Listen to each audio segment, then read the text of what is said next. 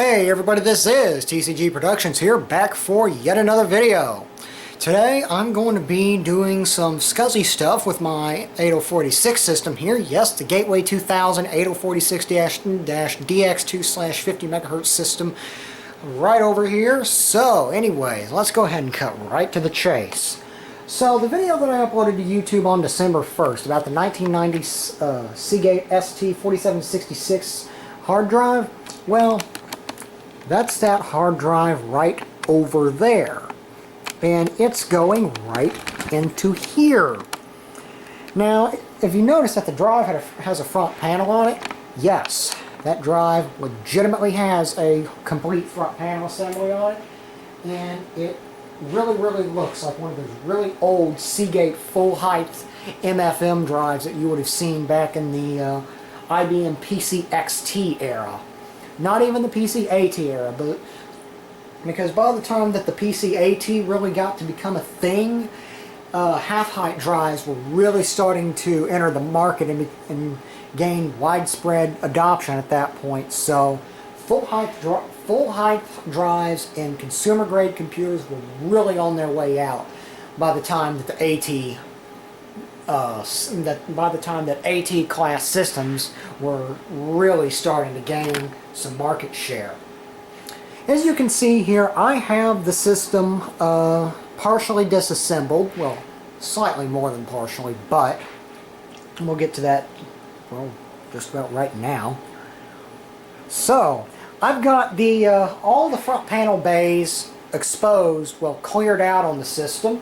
And that includes a cover that was once residing here at the bottom of the 5 1/4 inch area, the 5 1/4 inch front panel expansion bay area, because there is more than one 5 1/4 inch bay area in the system, such as that hard drive cage, which mounts to the very top of the computer case, which can actually accept large, massive, full-height, 7-pound SCSI hard drives, just like this one. This drive bay will take those kinds of drives perfectly, and that's one of the driving things behind my suspicion on whether this thing was basically a server platform at some point or another. Because I mean, I've talked about this previously in the overview video I did on this system, but I mean, still, it's got, depending on if the cache chips on the motherboard are set up in megabits or megabytes. This thing's either got 2 megabytes or 512 kilobytes of L2 cache on it. You see 5C6 6408.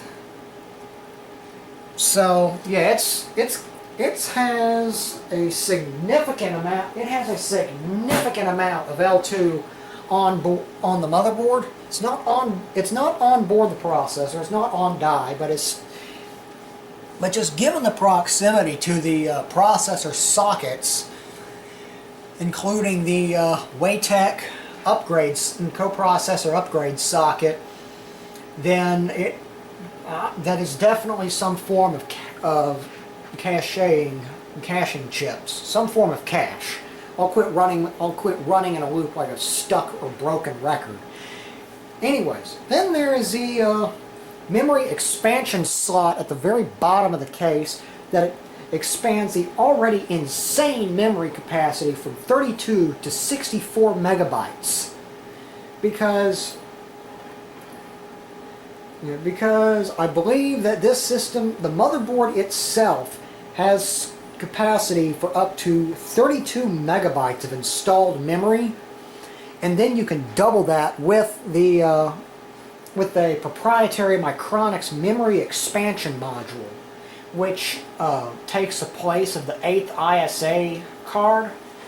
So, and then of course there's a drive cage up here that can accept massive full-height SCSI hard drives.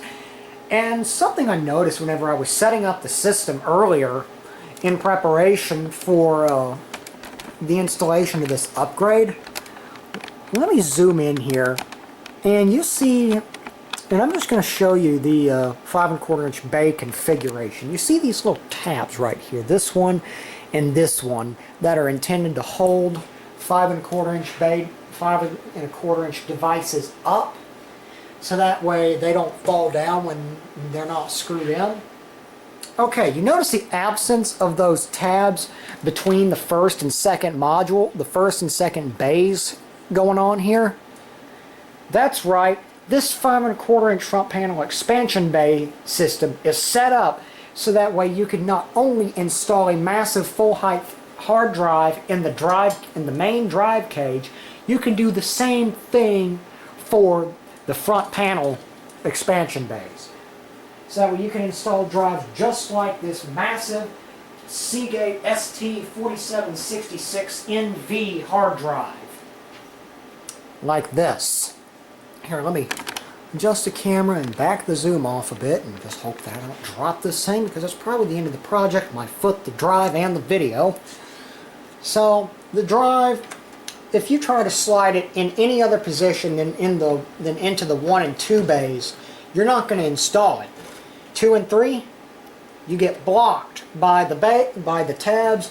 3 and 4, you get blocked by the tabs. And you need to be very, very careful when installing these massive full height drives in these kinds of systems. Because see this PCB back here?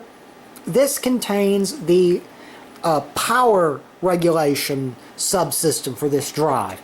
If you were to just line this up here and shove it in real hard, those tabs would probably break the PCB and you would not be able to use your hard drive anymore. So you must install into the 1 and 2 positions on the bays. So it just slides right in. You do have to get past the front panel a little bit, so that way you can expose the screw holes and mount the drive into the system, but it will fit into those drive bays and you still have room for installing other things. But before we can actually install this drive, hook it up, and see what we can do, we need to have a way of connecting the drive to the computer, because this motherboard does not have any integrated onboard hardware other than the CPU, the expansion slots, memory, BIOS, and a few other supporting elements. Because, as I mentioned in my previous video, this system is from a time period where the motherboard did not have absolutely everything integrated onto it. You had to supply that hardware yourself. So, this system right now has a standard multifunction I/O card installed. It provides a single IDE. It provides a single IDE channel with up to 2 devices, a 34-pin floppy connector, again up to 2 devices. It provides 2 serial ports, and let me see, 2 serial ports, a parallel port, and a game controller, I think. Yes, it does provide it also provides a game port controller, as well as a little 2-pin header to attach a hard drive activity indicator light to, because there wasn't even a connection on the motherboard for hard drive activity indicator lights, because you typically connected it directly to the controller card back in the day. So, I have an eBay special controller card. It's a 1996 built Adaptec SCSI controller card, and I believe that card has a 1993 design date on it. Well, it was designed probably sometime around 1993, because the BIOS itself on the card is copyrighted 1993 by Adaptec. So we'll go down here, and we've got a few ISA slots available to us. In fact, we have 4 to be exact.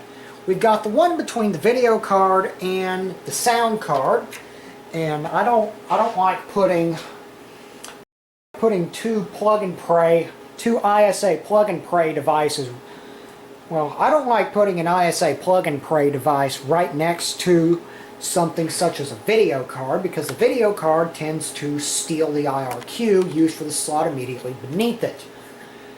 So, but this ISA controller card here is it is not an ISA plug-and-play card. It is a genuine, true, manually jumpered and manually configured ISA expansion device. Go ahead and unwrap it and disconnect the SCSI cable to make installation easier.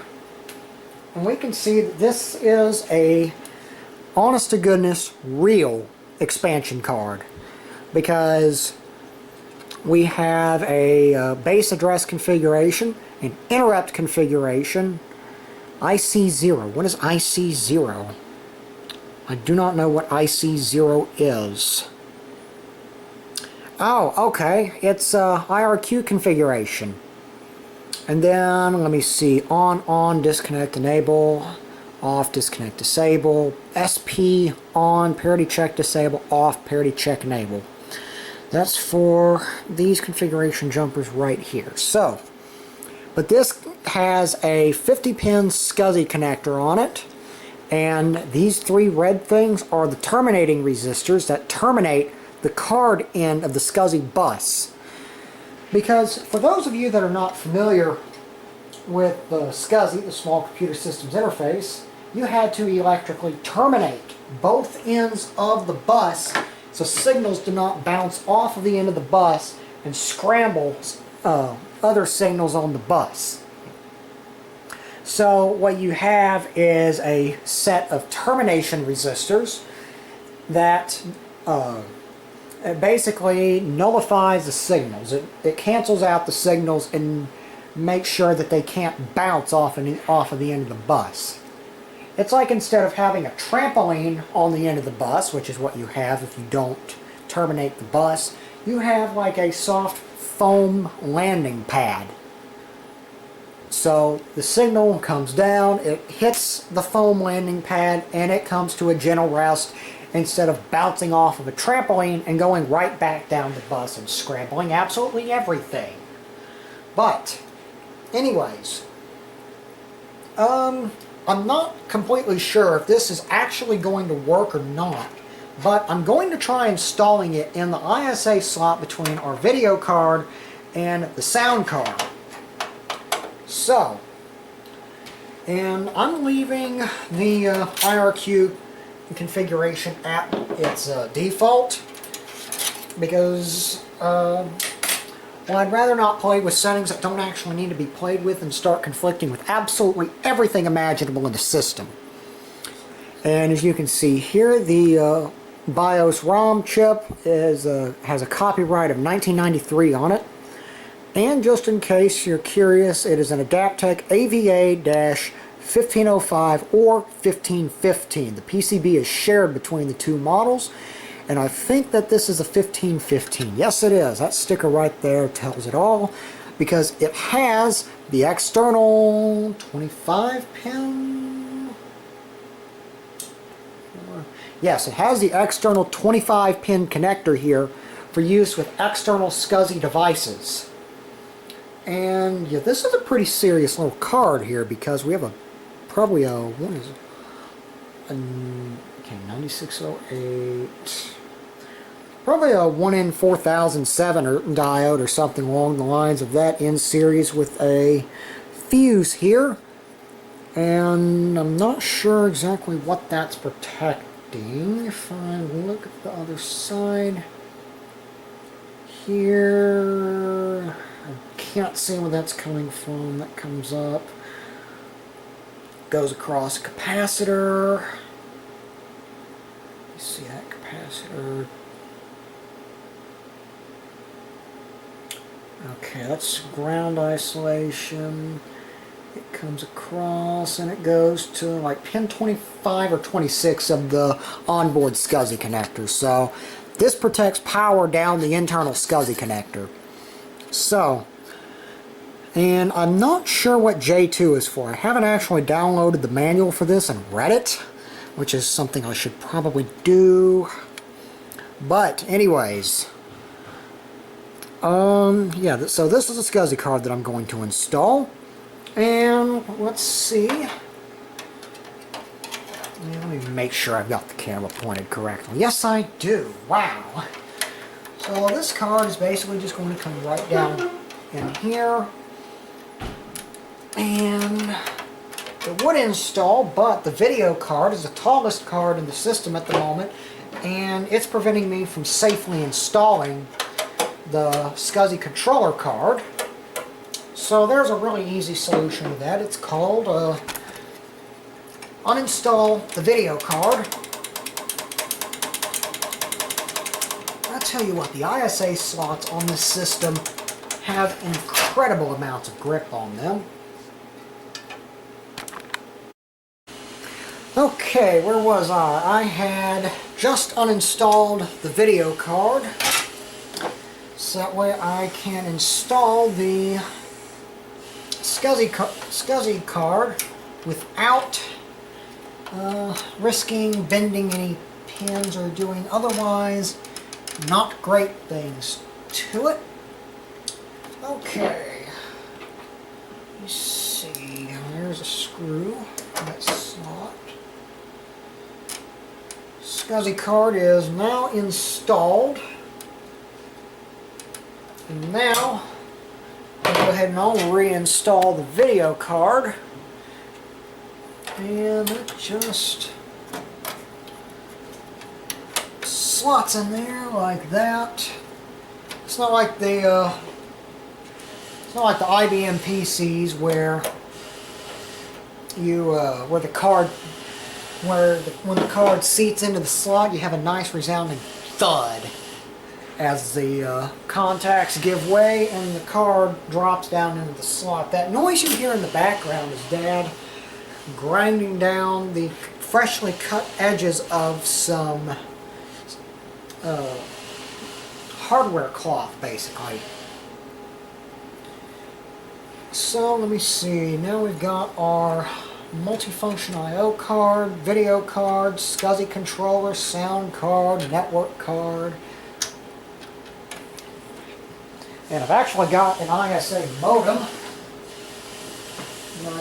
I've actually got this ISA modem that I pulled out of an IBM PS2 Model 25 computer. Here it is.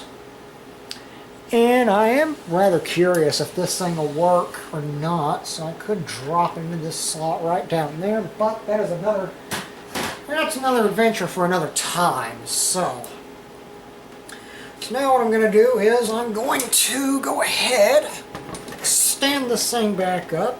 Wait, not just yet. We still need to plug the SCSI cable into the card.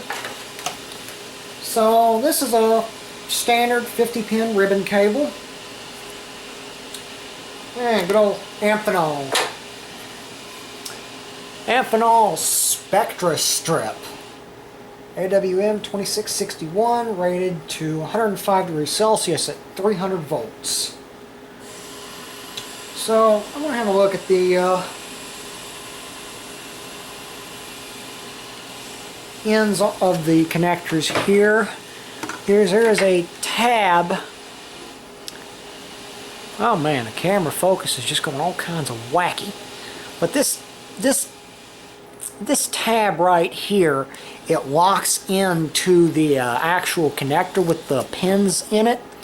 And we need to make sure that this is fully seated on all of the connector positions. And basically, just take your fingers and press along the top here at all of the connector positions, especially this last one, because as you can see, it's wanting to give way a little bit, and the last thing we want is data integrity problems on a SCSI connection. But once we've done that, all cable management purposes, I'll go ahead and feed this up, and then this comes over two of our cards.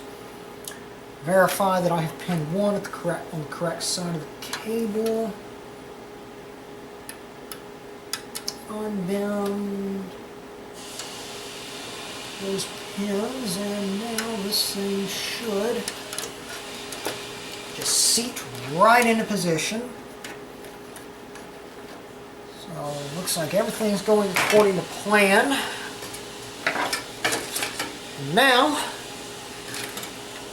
I'll go ahead and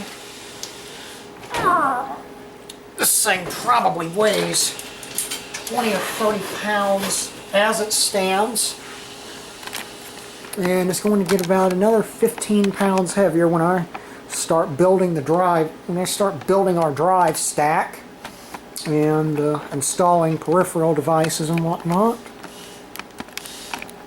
So the first thing we have here is we have a SCSI cable hanging right out of the front of the system. There. Now the next thing I need to do is we need to install peripheral devices. So we've got our 3.5-inch floppy drive, and I took the cover out of this 3.5-inch base so that way I can do this. Now the reason why I'm installing this first is because this thing has to be finagled into position, because it is a little bit of a challenge. There we go. Drive slips right into place. But once that drive is in place, it's a simple matter of installing the 4 screws that hold the drive into position. Sometimes it needs a little bit of help. And this is one of those drives whose screw holes have been previously threaded with some weird proprietary screws that make the usual installation of a floppy drive rather annoying in nature. We're switching this thing over to the usual computer screws, assuming I can ever get them to thread in. This screw, that screw may be damaged. So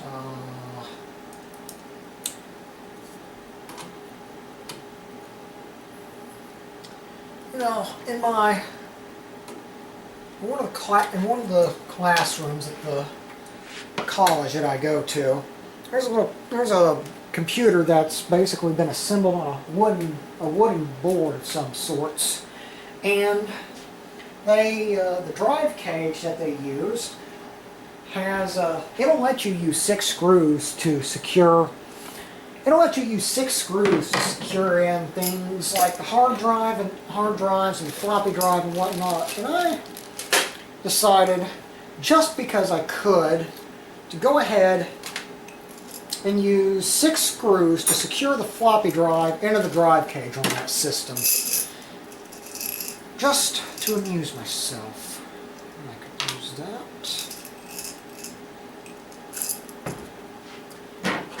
If I can't get 4 screws to thread into that floppy drive, I'll at least try to get 2 to thread in. Maybe even go across the drive here. There we go. Now it's biting. Ah, there we go. Maybe I can get 4 screws to thread up in this thing.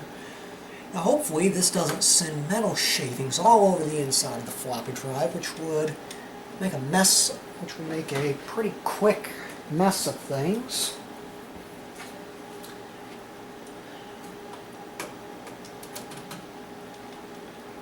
There we go, there's a bite. There we go. I'm seeing happy things.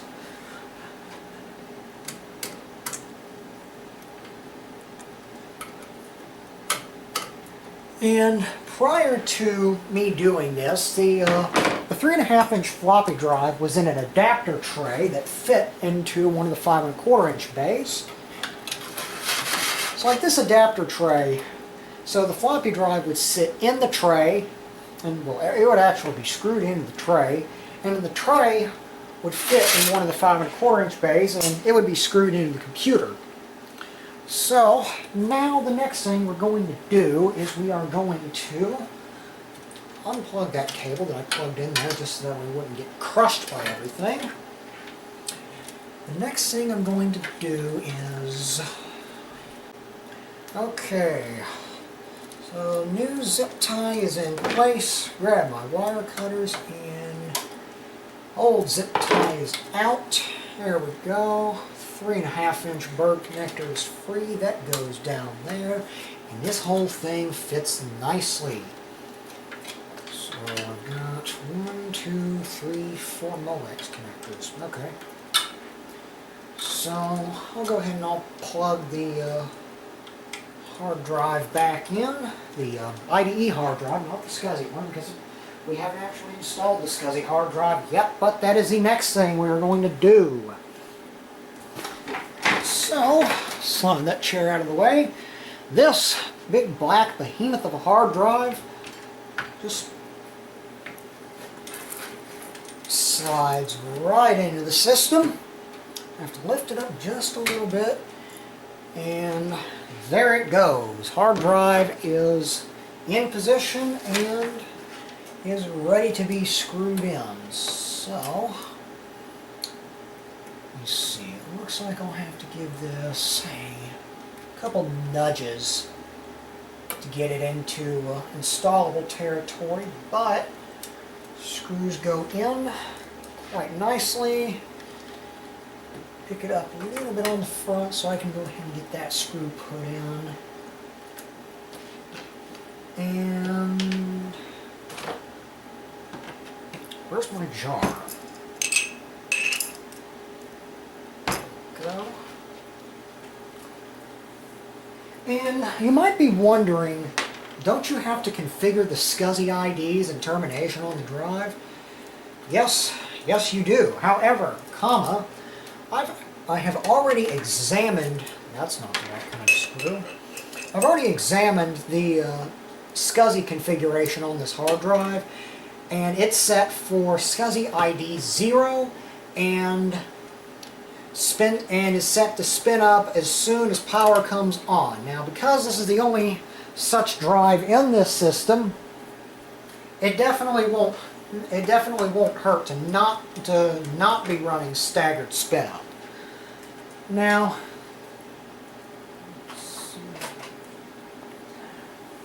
if, say, I had 2 of these drives in here on the same controller and whatnot, then I might consider enabling staggered spin up and plug power in here. But we're not running staggered spin up because we only have 1 such drive on 1 such controller. Now, as far as termination goes, the drive does have its own built-in terminating resistors, and they are installed, and termination is jumpered on for the drive. Now, because the drive is jumpered for termination, we want to terminate at the electrical end of the bus. In this case, it's going to be the last connector on the SCSI cable. So, I know you can't see this, but I have just plugged the drive into the last available SCSI connector on the cable.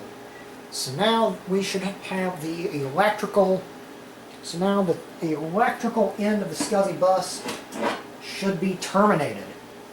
Now we need to install the optical drive, the floppy drive, the 5 1/4 inch floppy drive, and this just slides right in, and it is not in direct contact with the SCSI hard drive because, if I can find my screwdriver wherever I put it, I just had that tool in my hand 15 seconds ago.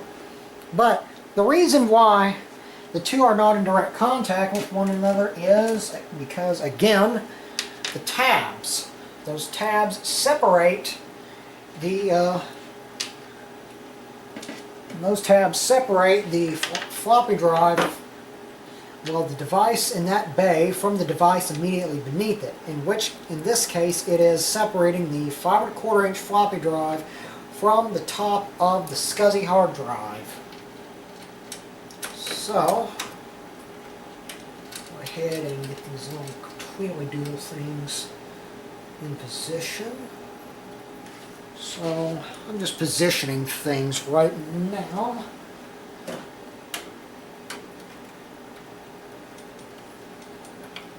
And let me see, I'm happy with the position of the SCSI drives, so go ahead and torque all those screws down.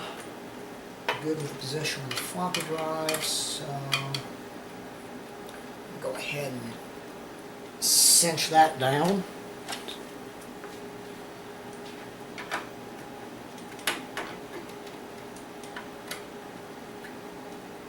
All right, and now the optical drive. So all of those screws scatter everywhere, but the optical drive does not go in upside down. In fact, it goes in right side up. Isn't that amazing? Wow. And just to keep with the rest of the things going on here, I'm going to set it to the same depth as the other devices in the 5 1/4 inch expansion bays. Oh, wait, that would have been bad. And there's a ground lead that has to be screwed down to not only ground the power switch should there be an internal fault, but to also help ground the rest of the system. See, the power switch is directly mounted to the plastic front panel, but yet the power switch has external metallic components. If the power switch were to ever suffer a fault, that would result in those components becoming live. If the ground lead was not screwed down, and thus if that ground lead was not screwed down and there were to be an internal fault that would energize external metallic components of that switch, then it would present a hazard to everybody that works on the system and quite possibly even the end user. But with that ground lead screwed down, if that switch were to develop such a fault, it would be immediately shorted to ground and you would end up tripping the circuit breaker. So now that I have all the devices installed and screwed in, now it is time to bring things back over to the other side here and go ahead and get things cabled up. I've already cabled up our SCSI drive. It would be really wonderful if I could point the camera properly, wouldn't it? So yeah, I've already cabled up our SCSI drive. The SCSI drive, SCSI cable and the power cable are both plugged in. And now, going to plug in the floppy drive.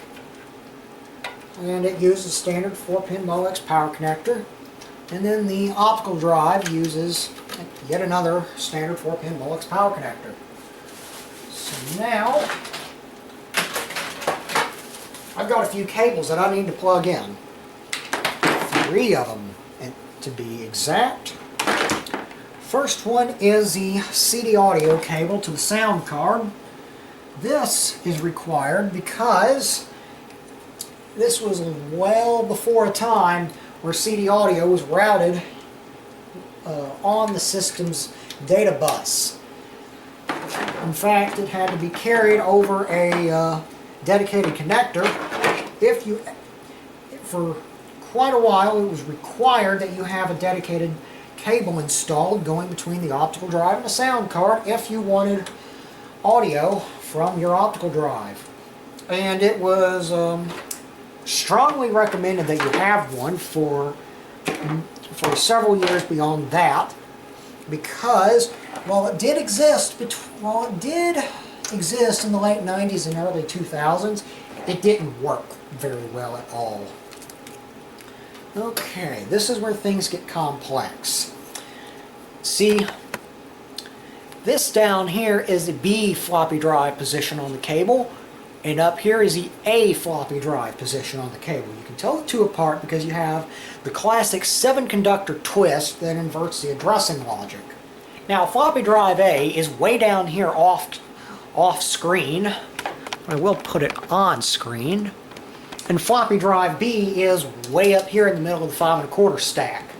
So floppy drive A comes way down here and plugs in. And now this cable has to come up. And this is where I begin fighting, almost losing battles against cable management and things. It comes up and plugs into the floppy drive. And then, you see, here's our 40-pin IDE connector. Now we'll plug it in. There we go. That plugs in, and then this comes up here. And it plugs, well, it fights with the floppy drive data connector. It plugs in right there, and then the end of this cable folds up and through, comes out, and last but very much definitely not least, plugs into the floppy drive. So yeah, we zoom out here and we definitely have quite the cabling mess going on with this system. And there's another thing that I want to include, which is a DDS2 tape drive from the mid to late 1990s. Here it is. SCSI ID is already set. I've had this drive for more than 6 months now, but I haven't been able to use it because I have not had anything to... I have not had a controller card to plug it into. So, we'll fix that right now. Anyway, so, I have the tape drive. I think I've got the tape drive already set up. We've got a passive SCSI terminator on the data outside of the drive, and SCSI cable connects to there, and then it comes around the back of the system. All I have to do is plug in the 25-pin connector, screw it in, and then all this will probably have to come apart because there's probably going to be an IRQ conflict somewhere.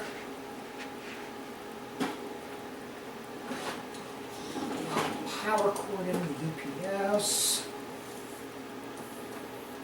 and then the power cord just plugs into the back of the drive,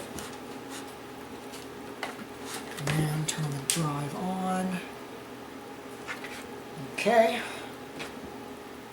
looks like the drive is waiting to be initialized by a SCSI controller, which is good, I believe. And now I just have to plug in all my peripheral devices.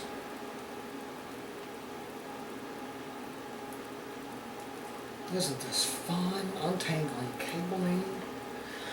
Okay, here's the Ethernet card. Plug the sound card in. There's that standoff. Let me see, will this fit into that? No. Plug the monitor in. Monitor's probably going to come on when I do this. Or I guess it won't. You be you, monitor. Plug the keyboard in. Yes, it's a Model M. And yes, I'm using an AT keyboard adapter. Just a little passive 5-pin 180-degree DIN plug. Plug in the serial mouse. Make sure the system is off. Plug the power cord in. And now we are all set and ready to go to fire this thing up. That's why the monitor didn't come on. I had it turned off. We're all set and ready to go to fire this thing up and see just what happens with this thing. As I said in the spin up and spin down video, this drive may very well have a novel network installation on it of some kind, but we won't find out until we actually fire this thing up and see what happens. So, monitor, speakers, turn the system, and we'll turn the system power on in 3, 2, 1, go.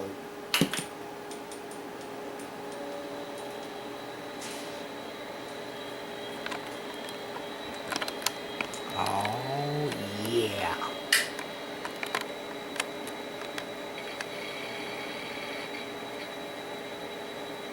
Okay.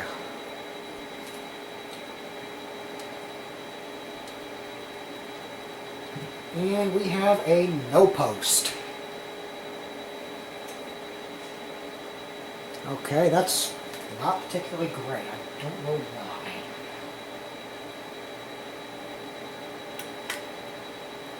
Let's hit reset and see what happens.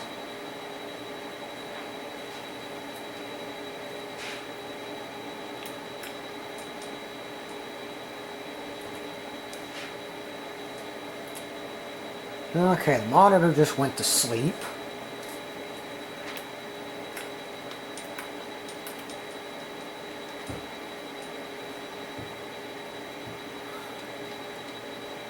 Now, we may very well have an IRQ conflict somewhere that this board doesn't like.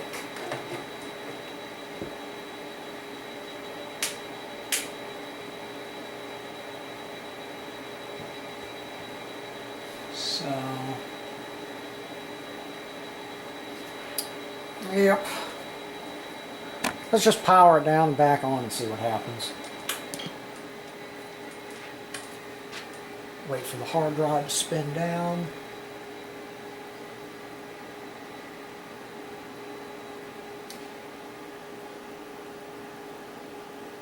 And we'll power it back on.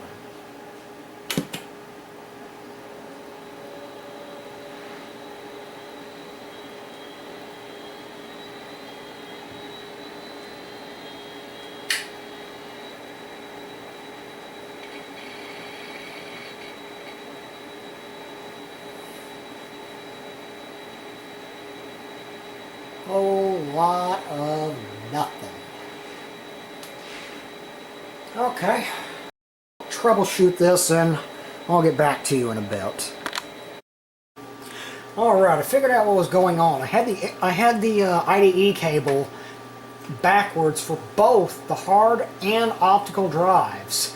I knew something was definitely wrong whenever the hard drive wouldn't spin up and the optical drive acted like the optical drive refused to acknowledge its own existence on this planet. And so I was like, okay, did we suddenly lose a bunch of voltage rails at once? But that certainly couldn't have been it because the big old scuzzy hard drive was coming up. No, the interface cable was backwards and was causing a no post issue, so yep. And then after trying to duplicate the problem, I started getting angry beeps from the motherboard, so I turned the cable around on both the hard and optical drives, and I got happiness out of the system. So, I've just reinstalled the SCSI controller card back in its original position. Yes, I didn't move it, so let's see if that causes a massive IRQ conflict that breaks everything in sight. Here we go.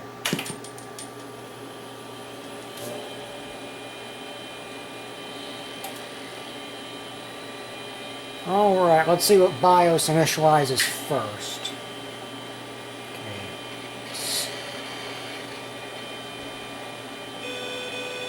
Host adapter diagnostic error. Yikes. Okay, F2 to run setup utility. Clock chip lost power. And it is 2032. December 11th. It's actually 2022, but you can reuse a calendar every 28 years, and 28 years ago was Sunday, December 11th, 1994. Go.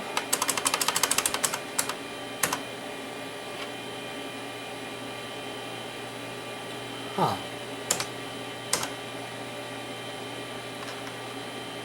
that breaks everything. So...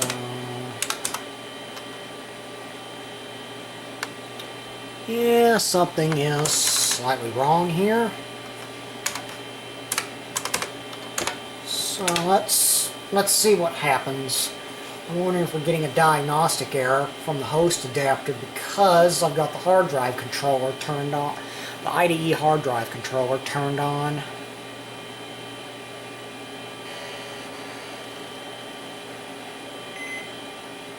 Okay, host adapter diagnostic error, strike the F1 key to continue. Well, I don't think, okay. And now we're getting no boot device available. Okay.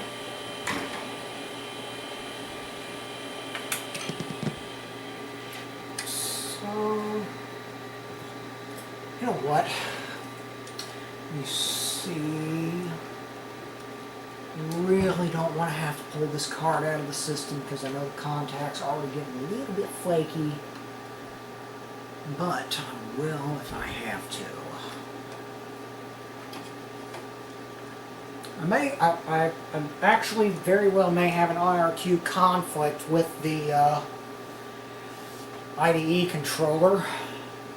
So let me diagnosticate that out of the picture and we'll see what happens. I got it!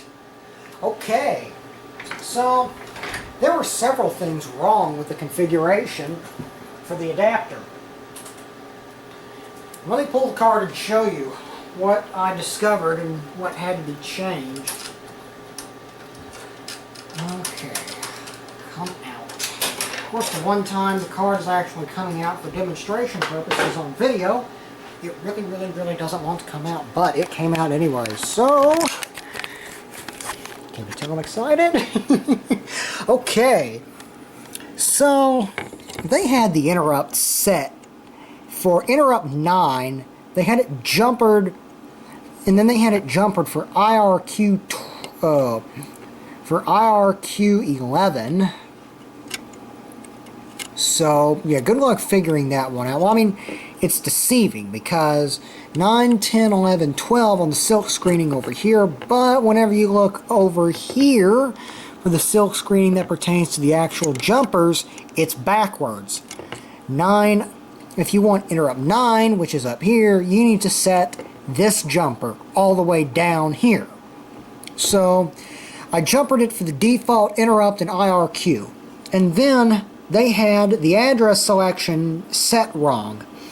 For some reason, they had the alternate base address turned on, which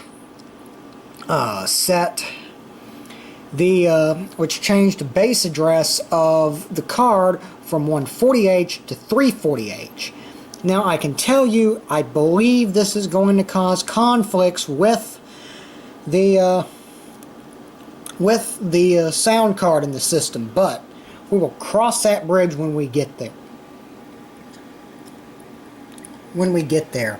Now, I actually did do the responsible thing and read the user's guide, and it says that the first two SCSI IDs, SCSI ID 0 and 1, will be configured as drives C and D, respectively. We don't want that because drive C is going to be our regular boot drive up here, and drive D is supposed to be the optical drive. So, and of course we have drives A and B, so we're going to be going all the way out to drive F if I do the tape drive. Now, the card is set up so that way it's terminated. So these three terminators have to be installed whenever the card is at the electrical end of the bus. Now, if we're using only internal devices or only external devices, then these terminators should be used. But if we are connecting to both the internal and the external connectors here, the card is electrically in the middle of the bus. And so these three termination resistor packs must be uninstalled in order to facilitate such a connectivity scheme. And that also means that that the electrical ends of the bus, the hard drive, and the tape drive must be terminated. What's humming over here? Oh, okay, I guess it's a UPS. Anyways, so with the card in the middle of the bus, the devices on the ends of the bus must be terminated. Now, the last time I looked at the documentation on this tape drive, I think it said that the tape drive has an internal SCSI terminator, but I'm not sure of that.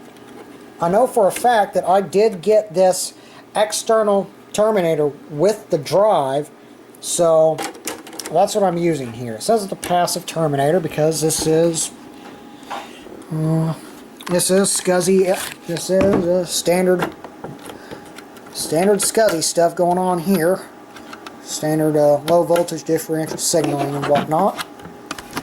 So I've got the SCSI ID for this thing set at 1 right now. And so the way I need to reconfigure this drive is I just need to go over here and bump the SCSI ID up +2. So we're going to go from a SCSI ID of 1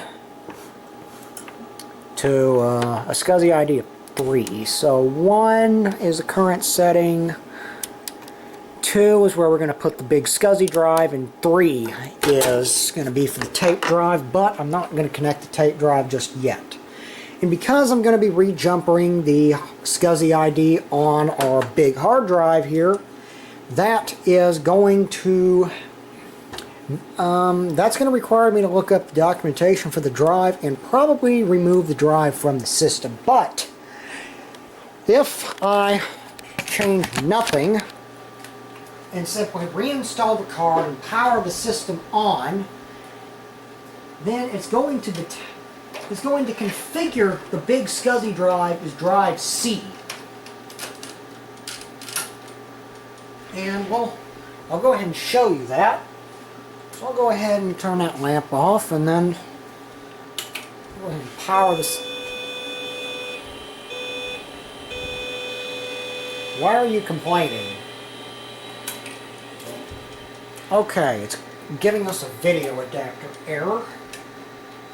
Probably not a great thing to, probably not an entirely great thing to go ahead and just hard power off the SCSI drive, but crap.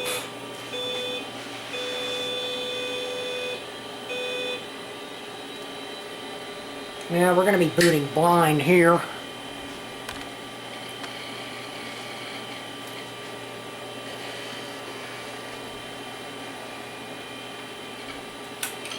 Okay. Don't you just love when things don't work like they ought to on video?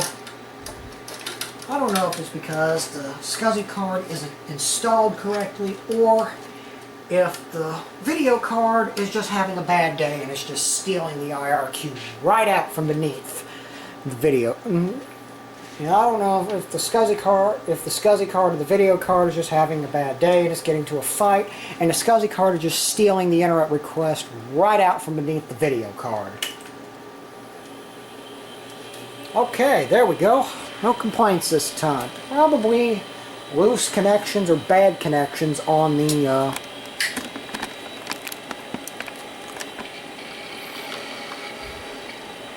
as soon as it...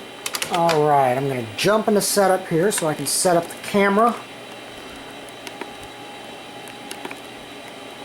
So what I did there is I just used a hotkey, Control-Alt-Escape, to...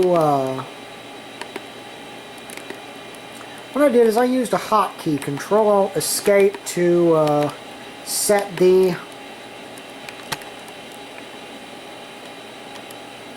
I'm really sorry about that flickering. I just simply used a hotkey, Control-Alt-Escape, to jump into the system setup.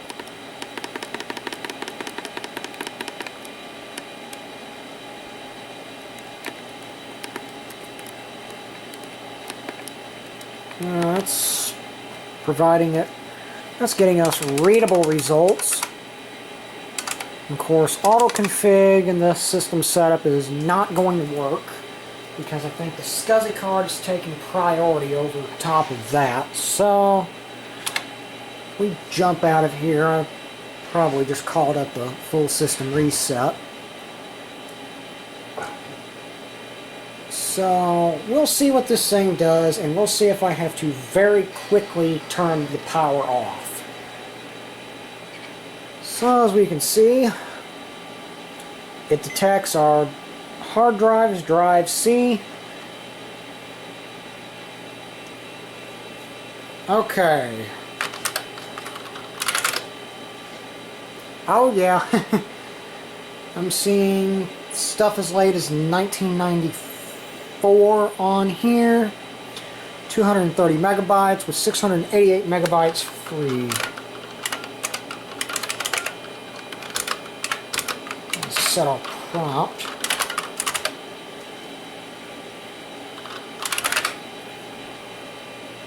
Monitor MSN.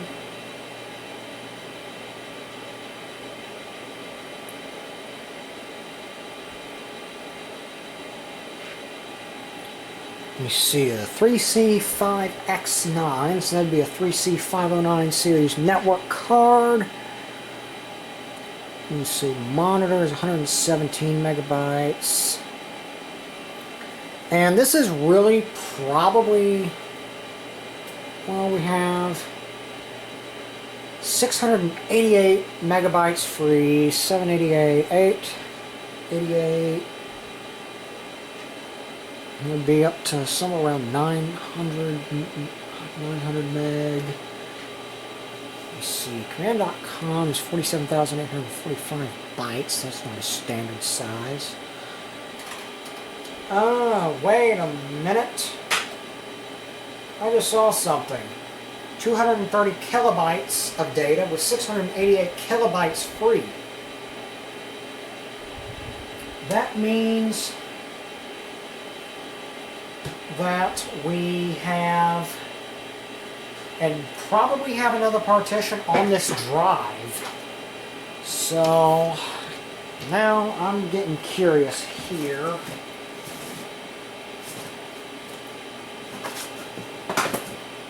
Okay, now I'm getting curious here, because there's probably a Novell NetWare 386 partition on there.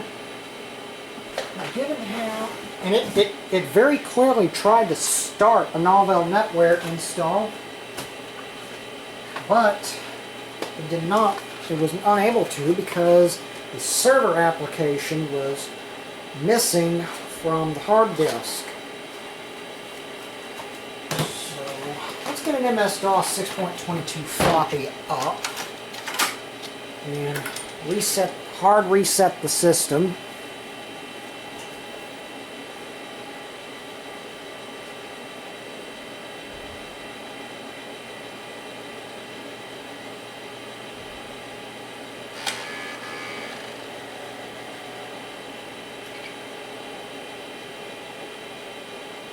And I wonder what F-disk is going to think of this.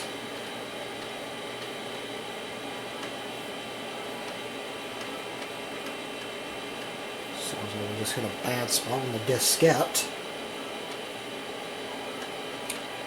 And this may very well be my little customized floppy that creates a RAM disk and all that extra jazz.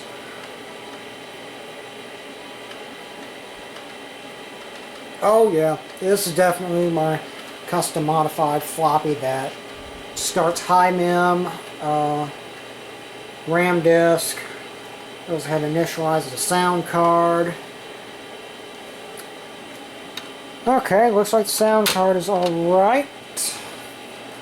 This is definitely my customized MS-DOS boot disk, that way I could run a demo in memory. Okay. F-disk. Let's have a look at this. Let me see. Current fixed disk drive 4. Yep. I called that. Oh my goodness, the focus is gone, buddy.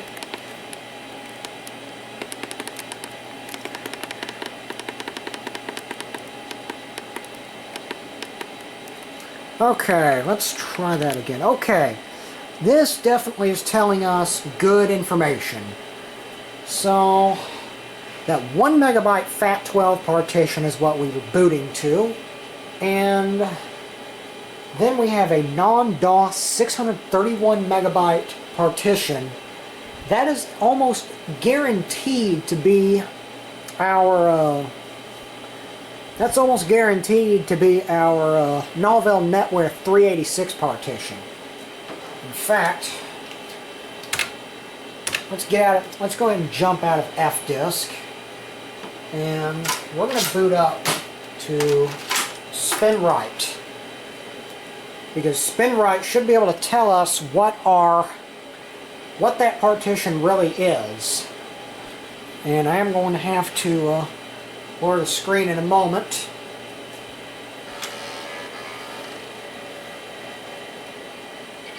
So there's a adapter BIOS coming online, finds a hard drive, configures it as drive C, and there's SpinRite coming up.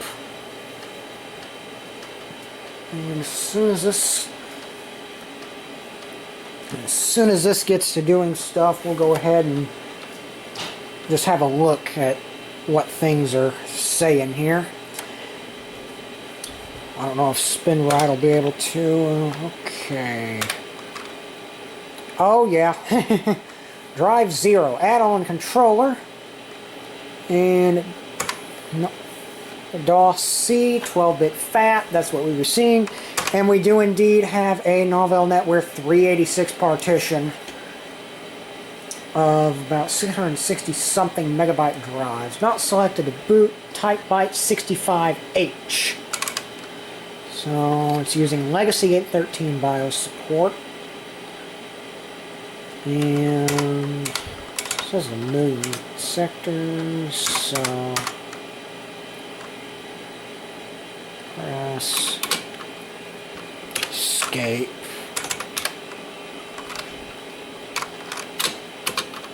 Let's see. You know what? I wonder what performance specs for this thing looks like.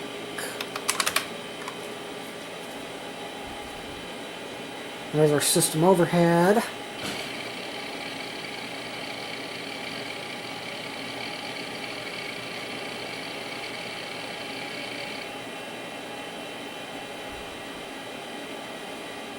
$505 kilobytes per second burst transfer rate.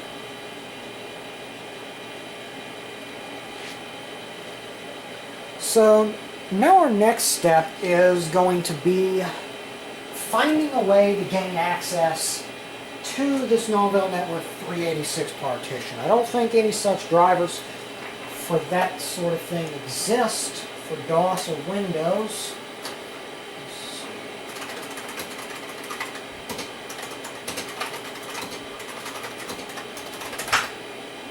No, I don't tell you now, but thank you.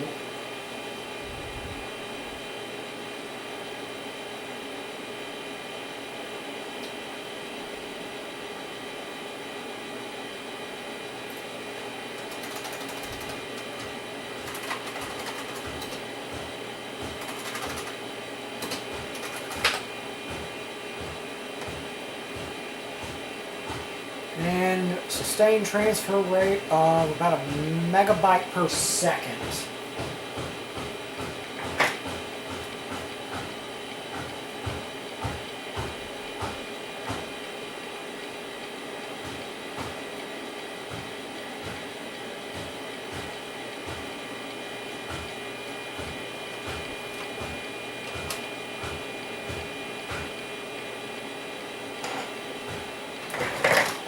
So that's pretty in line with my expectations for a SCSI 1 bus.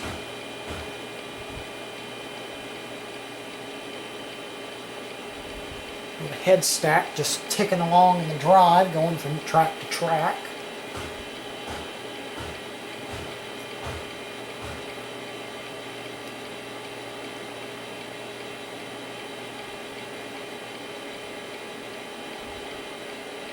So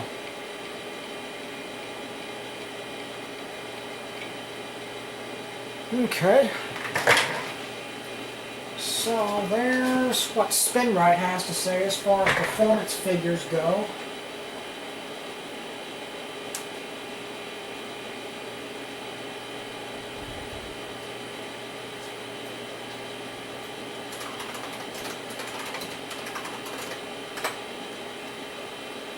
So my next task is going to be finding a way to get into this Novell Network 386 partition.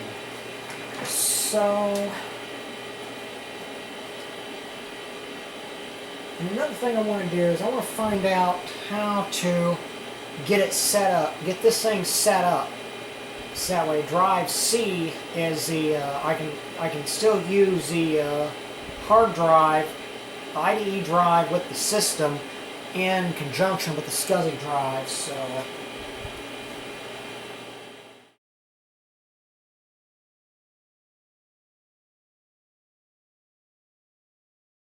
a number of hours later, on a completely different system, I have a Pentium 3 box. I've got a Pentium 3 system that I dragged out of storage that happens to have ISA slots, and right now I'm booted up in a copy. I'm booted up off of a Windows 98 SE startup diskette, and I'm using let me see, active at disk image version 1.0.1 from 2003, and I am simply I'm simply just imaging the entire drive. So it's probably doing a sector by sector clone, and I'm going to a disk image file on an IDE drive. It's going to be the lower of those two drives. It's a 15 gigabyte quantum, and then once that's finished up, I'll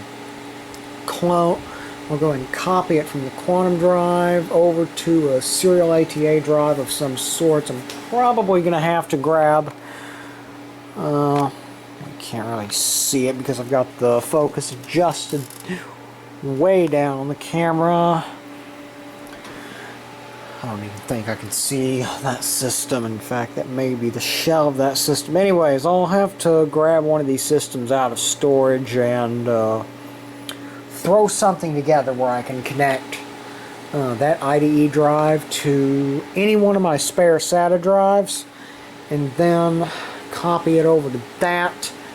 And then once I'm over on that SATA drive, I can take it over to my main workstation and start picking away at it and seeing what's there. So anyways,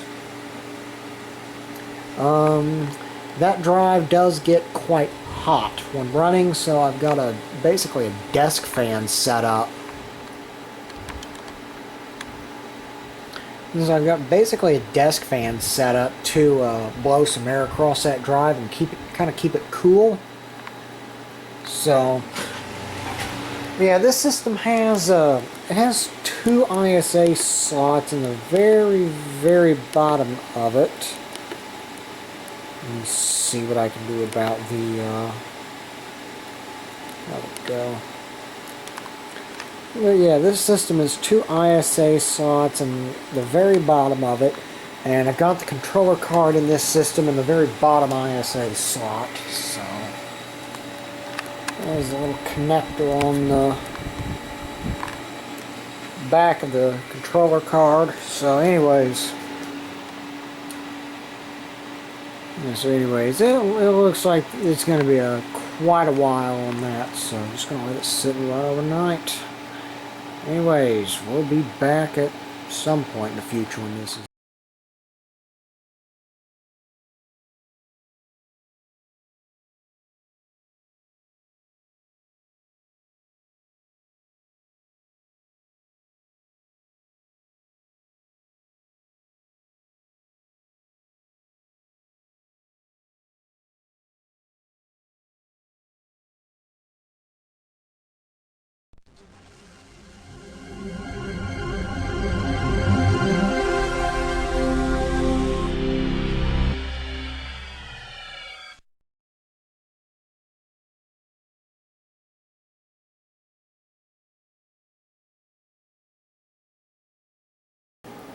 But anyway, you can see that I've got the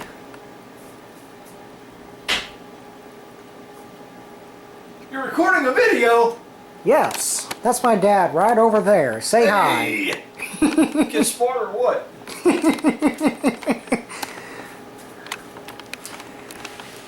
So, I have all of the front panel bays cleared out on this system to make way for this absolute tank of a hard drive. Hi. He likes to do some camera bombing. You can put that in your outtakes. Yep.